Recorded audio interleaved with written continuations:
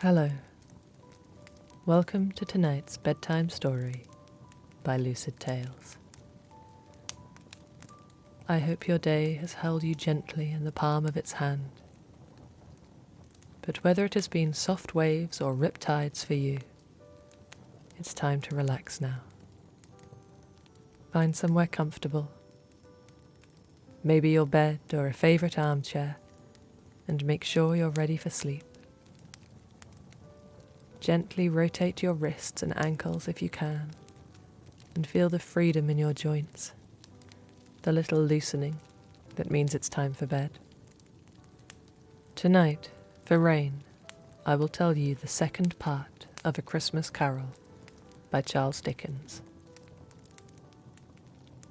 Ebenezer Scrooge awoke with a start and stared out into the darkness, the only light the silvery moon shining in the mist and through the frost on his window. He knew with a certainty that gripped him that it was almost 1 o'clock. Dread clung to him, and he tried to dismiss the strange happenings of the night as mere fantasy, just a bad dream. But as he lay there in the dimness, he could not help but count the seconds. The clock struck 1. Its lonely chime echoing through the creaking, slumbering house. Nothing happened. It was just a dream, Scrooge thought triumphantly. But as he lay there in his bed, gazing into the still air, he could not sleep. And he heard the clock chime the quarter hour, the half, the 1:45. Finally, the clock chimed 2 in the morning, and he felt relieved. It was truly just a phantasm, night terrors, nothing to fear. But then he noticed that the light in the room outside his bed curtains had changed. It was no longer dim and silvery, ghostly and pale. It had rounded, become more mellow, warmer, like candles lit behind a veil. Fearfully, he swung his legs out and stood on the cold wooden floor, his nightshirt hanging limply around his pale form. The light came from under his bedroom door. Slowly, haltingly, he shuffled to the door. "Ebenezer Scrooge!" boomed a deep voice from the other side. "Come in!" After a moment's trembling hesitation, he flung the door open. It was his own room, there was no doubt about that. But it had undergone a transformation. The walls and ceiling were so hung with living green that it looked like a forest grove, and from every part bright gleaming berries glistened. The crisp leaves of holly, mistletoe, and ivy reflected back the light, as if so many little mirrors had been scattered there. And such a mighty blaze went roaring up the chimney as that dull hearth had never known in Scrooge's time. Heaped up on the floor, to form a kind of throne, were turkeys, geese, great joints of meat, long wreaths of sausages, mince pies, plum puddings, barrels of oysters, red-hot chestnuts, cherry-cheeked apples, juicy oranges, luscious pears, and seething bowls of punch that made the chamber dim with their delicious steam. In easy state upon this couch there sat a jolly giant, glorious to see, who bore a glowing torch and held it up, high up, to shed its light on Scrooge as he came peeping around the door. "Come in," exclaimed the ghost. "Come in and know me better, man." Scrooge entered timidly and hung his head before this spirit. He was not the dogged Scrooge he had been at 8 o'clock that night. And though the spirit's eyes were clear and kind, he did not like to meet them. "I am the ghost of Christmas Present," said the spirit. "Look upon me." Scrooge reverently did so. It was clothed in one simple green robe or mantle, bordered with white fur. This garment hung so loosely on the figure that its barrel chest was bare. Its feet were also bare, and on its head it wore only a holly wreath, set here and there with shining icicles. Its dark brown curls were long and free as its genial face, its sparkling eye, its open hand, its cheery voice, and its joyful air. Girded around its middle was an antique scabbard, but no sword was in it, and the ancient sheath was eaten up with rust. "Take me where you will," Scrooge said, surly enough to speak, but timid enough to acquiesce. "Your sibling has already dragged me around by the hair. What difference is one more night of it?" The spirit grinned at him. "You met one of my elder brothers. I have many of them, being so young myself. Grasp hold of my robe." Holly, mistletoe, red berries, ivy, turkeys, geese, game, poultry, meat, pigs, sausages, oysters, pies, puddings, fruit and punch all vanished. So did the room, the fire, the ruddy glow, the hour of night, and they stood in the city streets on Christmas morning, where the people made a kind of music in scraping the snow from the pavement in front of their dwellings, and the tread of their feet, the crunch of ice underfoot, and the laughing of children, and the humming and chuckling and calling "Merry Christmas" to one another. The house fronts looked black, and the windows blacker, contrasting with the smooth white sheet of snow upon the roofs, and with the dirtier snow upon the ground, ploughed up in deep furrows by the heavy wheels of carts and wagons. The sky was gloomy, and the shortest streets were choked up with a dingy mist. Yet there was an air of cheerfulness and merriment. The poulterers' shops were still half open, and the fruiterers were radiant in their glory. There were great, round, pot-bellied baskets of chestnuts, shaped like the waistcoats of jolly old gentlemen lolling at the doors, and tumbling out into the street in their apoplectic opulence.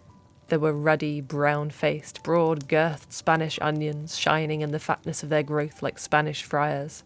There were pears and apples, clustered high in blooming pyramids. There were piles of filberts, mossy and brown, smelling of rich autumn and ancient places. In time, the joyful ringing of the bells called people away to church, and as they vanished from the streets in their gay clothes, instead the streets began to fill with people on their way to work in the bakeries, bringing their Christmas dinners with them. The spirit, as everyone passed, lifted the covering on their meals and sprinkled incense from his torch on them. As Scrooge watched, faces lifted and smiled, angry words were brushed off and good humour restored. What a shame, the people said, to quarrel on Christmas. "Is there a flavour in what you sprinkle from your torch?" asked Scrooge. "There is," said the ghost, still focused on his task. "My own." "Would it apply to any kind of dinner on this day?" asked Scrooge. "To any kindly given. To a poor one most." "Why to a poor one most?" asked Scrooge. "Because it needs it most." "Spirit," said Scrooge, after a moment's thought, "why do you demand that the bakers and all manner of work cease their toils on Sunday? It seems a shame to deprive these people of their work and means of eating." The ghost looked at him quite severely then. "There are some upon this earth of yours who lay claim to know us, and who do their deeds of passion, pride, ill will, hatred, envy, bigotry, and selfishness in our name, who are as strange to us and all our kith and kin as if they had never lived. Remember that, and charge their doings on themselves, not us. Now come with me." And Scrooge grasped the ghost's mantle once more, and suddenly found himself staring in through the window of none other than Bob Cratchit's home. The spirit smiled and sprinkled his incense on the threshold. "Whatever has happened to your father?" asked the woman who must have been Bob's wife. "And Tiny Tim? Church never was so long." Just then Bob himself came into view, with a small boy on his shoulders. Both of their clothes were threadbare, and the boy gripped a crutch in one hand, his legs bound in iron, but their faces were bright and merry and ruddy with cold and cheer. They went in, Bob stamping his boots to shake off the snow, and as they went in, Scrooge saw through the window Bob's face falling as his wife spoke to him. "Not coming," he heard clearly through the glass. Then all of a sudden a bright, blooming girl leapt out from behind the door and into Bob's arms, quite surprising him, and smiles were all around once again. Two of the small children hustled Tiny Tim out of the kitchen for some game, and Mrs. Cratchit asked, "And how did little Tim behave?" "As good as gold," said Bob, his voice tremulous, and it trembled more when he said that Tiny Tim was growing strong and hearty. His active little crutch was heard upon the floor, and back came Tiny Tim before another word was spoken, escorted by his brother and sister to his stool before the fire. At last the long-anticipated meal was ready, and everyone sat in their places and waiting breathlessly. As the goose was cut and the stuffing gushed forth and everyone's plates were filled, the air filled with the scent of roast goose and the babble and laughter of excited children, for this was probably the best meal they would have in a year. Bob said he didn't believe there ever was such a goose cooked. Its tenderness and flavour, size and cheapness were the themes of universal admiration. Eked out by apple sauce and mashed potatoes, it was sufficient dinner for the whole family. Everyone had something to say about it, but nobody said or thought it was at all a small meal for a large family. It would have been flat heresy to do so. Any Cratchit would have blushed to hint at such a thing. At last the dinner was all done. The pudding ate, the cloth cleared, the hearth swept, and the fire made up. A jug of drink was tasted and considered perfect. Apples and oranges were put upon the table, and a shovelful of chestnuts on the fire. Then all the Cratchit family drew around the hearth, in what Bob Cratchit called a circle, meaning half of one, and at Bob Cratchit's elbow stood the family display of glass, 2 tumblers and a custard cup without a handle. These held the hot stuff from the jug, however, as well as golden goblets would have done, and Bob served it out with beaming looks, while the chestnuts on the fire sputtered and cracked noisily. Then Bob proposed, "A Merry Christmas to us all, my dears. God bless us." "God bless us, every one," said Tiny Tim, the last of all. He sat very close to his father's side upon his little stool. Bob held his withered little hand in his, as if he dreaded that he might be taken from him. "Spirit," said Scrooge, with an interest he had never felt before, "tell me if Tiny Tim will live." "I see a vacant seat," replied the ghost, "in the poor chimney corner, and a crutch without an owner, carefully preserved. If these shadows remain unaltered by the future, the child will die." "No, no," said Scrooge, staring at him in horror. "Oh, no, kind spirit, say he will be spared." "If these shadows remain unaltered by the future, none other of my race will find him here." "What then? If he be like to die, he had better do it and decrease the surplus population." Scrooge hung his head to hear his own words quoted by the spirit, and was overcome with penitence and grief. "Man," said the ghost, "if man you be in heart, forbear that wicked cant until you have discovered what the surplus is and where it is. Will you decide what men shall live, what men shall die? It may be that in the sight of heaven you are more worthless and less fit to live than millions like this poor man's child, like an insect on the leaf pronouncing there is too much life among his hungry brothers in the dust."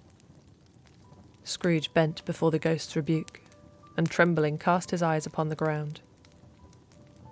But hearing his name, he looked up. "Mr. Scrooge," said Bob. "Good health to Mr. Scrooge, the founder of the feast." "The founder of the feast, indeed!" cried Mrs. Cratchit, reddening. "I wish I had him here. I'd give him a piece of my mind to feast upon, and hope he'd have good appetite for it." "My dear," said Bob, "the children. Christmas Day." "It should be Christmas Day, I am sure," said she, "on which one drinks the health of such an odious, stingy, hard, unfeeling man as Mr. Scrooge. You know he is, Robert. No one knows it better than you do, poor fellow." "My dear," was Bob's mild answer, "Christmas Day." "I'll drink his health for your sake, and for the day's," said Mrs. Cratchit, "not for his. Long life to him. A Merry Christmas and a Happy New Year. He'll be very merry and very happy, I have no doubt." The children drank the toast after her. It was the first of their proceedings which had no heartiness. Scrooge was the ogre of the family. The mention of his name cast a dark shadow on the party which was not dispelled for full 5 minutes. After it had passed away, they were 10 times merrier than before, from the mere relief of Scrooge the Baleful being done with. And now, without a word of warning from the ghost, they stood upon a bleak and desert moor, where only one light shone out of a rude hut. Inside were miners, singing together to celebrate Christmas Day. In another heartbeat they stood on rocks around which the sea crashed and foamed, and in a lonely lighthouse 2 men toasted each other's health. Another, and Scrooge found himself on a rolling deck, listening to sailors singing shanties in celebration. Suddenly he heard a familiar, hearty laugh and turned to find himself in his nephew's parlour, all lit up with candles and good cheer. "He said that Christmas was a humbug, as I live," cried Scrooge's nephew. "He believed it, too." The company laughed merrily together. "He's a comical old fellow," said Scrooge's nephew. "That's the truth, and not so pleasant as he might be. However, his offences carry their own punishment, and I have nothing to say against him." "I have no patience with him," observed the nephew's wife. "Oh, I have," said Scrooge's nephew. "I'm sorry for him. I couldn't be angry with him if I tried. Who suffers by his ill whims? Himself always. Here he takes it into his head to dislike us, and he won't come and dine with us. What's the consequence? He loses some pleasant moments, which could do him no harm. I mean to give him the same chance every year, whether he likes it or not, for I pity him. He may rail at Christmas till he dies, but he can't help thinking better of it if he finds me going there in good temper year after year and saying, 'Uncle Scrooge, how are you?' If it only puts him in mind to leave his poor clerk £50, that's something." Soon they stopped talking and began playing music, singing and taking turns at the piano, and one of the girls played upon a harp some sweet tunes, until one was played that Scrooge remembered fondly from his childhood, a simple tune that Fan had often whistled. When this strain of music sounded, all the things the ghost had shown him came upon his mind.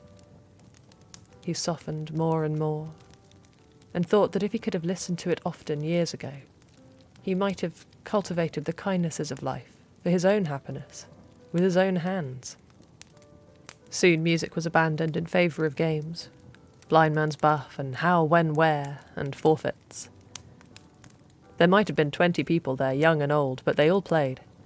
And so did Scrooge, for wholly forgetting himself, he sometimes came out with his guess quite loud, and very often guessed right too.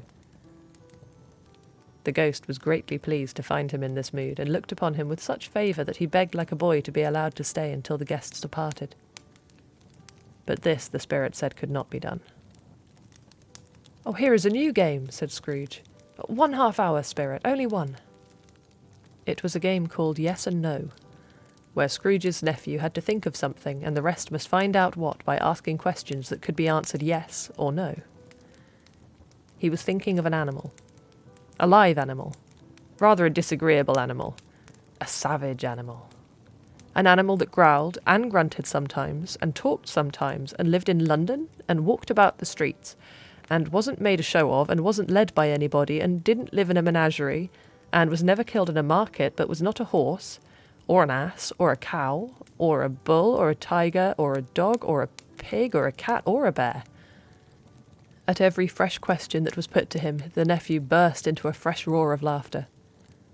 At last a plump woman cried out, "I have found it out! I know what it is, Fred, I know what it is!" "What is it?" cried Fred. "It's your Uncle Scrooge!" Which it certainly was. Admiration was the universal sentiment, though some objected that the reply to "Is it a bear?" ought to have been yes. "He has given us plenty of merriment, I am sure," said Fred, "and it would be ungrateful not to drink his health. Uncle Scrooge." "To Uncle Scrooge," they cried. "A Merry Christmas and a Happy New Year to the old man, whatever he is," said Scrooge's nephew. "He wouldn't take it from me, but may have it none the less. Uncle Scrooge." Uncle Scrooge had become so gay and light of heart that he would have pledged the unconscious company in return and thanked them, if the ghost had given him time. But the whole scene passed in a breath, and he and the spirit were again upon their travels, to jails where prisoners sang together to a single whistle, to workhouses and almshouses and more. It was a long night, if it were only a night. It was strange, too, that while Scrooge remained unaltered in his outward form, the ghost grew older. Clearly older. Scrooge had observed this change, but never spoke of it, until they left a children's 12th night party. When, looking at the spirit as they stood together in an open place, he noticed that its hair was grey. "Are spirits' lives so short?" asked Scrooge. "My life is very brief," replied the ghost. "It ends tonight." "Tonight!" cried Scrooge. "Tonight, at midnight. Hark, the time is drawing near." The chimes were ringing the 11:15 at that moment. "Forgive me," said Scrooge, looking intently at the spirit's robe, "but I see something strange protruding from under your skirts. Is it a foot or a claw?" "It might be a claw, for all the flesh there is upon it," was the spirit's sorrowful reply. "Look here." From the foldings of its robe it brought 2 children, wretched, abject, frightful, hideous, miserable. They knelt down at its feet and clung upon the outside of its garment. They were a boy and a girl, yellow, meagre, ragged, scowling, wolfish, but prostrate too in their humility. Where graceful youth should have filled their features out and touched them with its fresh tints, a stale and shriveled hand like that of age had pinched and twisted them and pulled them into shreds. Where angels might have sat enthroned, devils lurked, and glared out menacing. No change, no degradation, no perversion of humanity in any grade through all the mysteries of wonderful creation has monsters half so horrible and dreadful. "Spirit, are they yours?" cried Scrooge in horror. "They are man's," replied the spirit, "and they cling to me, appealing from their fathers. The girl is want, and the boy is ignorance," said the spirit. "Beware them both, for they are dreadful companions, but most of all beware the boy. He will blind your eyes if you ask him, and hide from you the truth of the world behind your devil-may-cares and none of my business. I see doom written across his forehead. Your doom if you deny him, feed him, refuse to see him, or point him out and yet do nothing." "Are there no shelters, no charities to help them?" asked Scrooge. "Are there no prisons?" asked the ghost. "Are there no workhouses?" Scrooge shuddered to hear once again his own words echoed, and the clock chimed midnight once again. The ghost was gone. And there, when he lifted his eyes, there in the snow stood a dark and solemn phantom coming toward him. Good night. Sleep well, and I will see you tomorrow on Christmas Day for the final part of this tale.